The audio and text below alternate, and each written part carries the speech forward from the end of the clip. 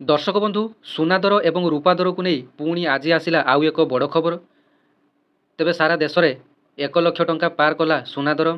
तेबे आसतु आज जानिबा आम राज्यर राजधानी भुवनेश्वर 24 कैरेट सुनार दाम आज केते रही और 22 कैरेट सुनार दाम केते रही एवं आगक अक्षय तृतीया आसापी जाऊँगी। तेबे ये अक्षय तृतीया अवसर में सुनार रेट कमिबो ना बढ़िबो, तेबे कौन पाई सुनार रेट बढ़ुची आसतु ए खबर टी संपूर्ण जानिनेबा। आगामी दिन में बढ़िबो कि कमिबो ताहा मध्य आज खबर मध्य जानि नियंतु।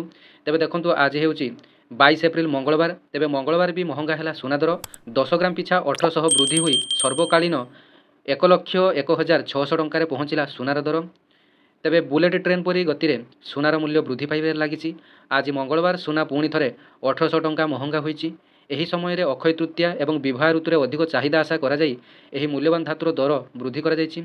तेबे ऑल इंडिया सर्फा एसोसिएशन अनुसार 99.9% शुद्धता विशिष्ट सुनार मूल्य 1800 टंका वृद्धि पाई 10 ग्राम पिछा सर्वकालीन सर्वाधिक 1,01,600 टंकार पहुंची।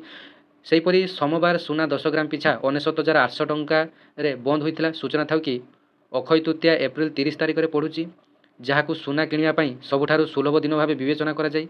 अन्य पक्षे देशर विवाह ऋतु मे शेष पर्यंत जारी रहिबो। तेबे डिसेम्बर 2024 पर सुना प्रति 10 ग्राम 22,650 टंका किंबा प्राय 29% महंगा होईची। अन्य पक्षे मंगलवार दिन रूपा मूल्य किलोग्राम पिछा 98,500 टंका बड़े अटकी। तेबे जानिनियंतु कहीं वृद्धि पाउची एही सोनार मूल्य। तेबे विश्व स्तर में आर्थिक अनिश्चितता जो सुरक्षित निवेशर चाहिदा वृद्धि पाउची, जो कारण सुनार निरंतर वृद्धि घटी। तेबे जानी रखु बर्तमान जो वाणिज्यिक युद्ध चली चीन और अमेरिका मध्य से विश्व बजार में आर्थिक मांदावस्था सहित सुना और रूपा दर में असह्य वृद्धि घटुची। तेबे यही कारण सुनार मूल्य वृद्धि घटी। सारा विश्व में केंद्रीय बैंक गुड़िक सुना किणुचंती। तेबे यही समय डॉलर दुर्बल होउची। यही समस्त कारण गुड़िक मिसी सुनार मूल्य वृद्धि करुचंती।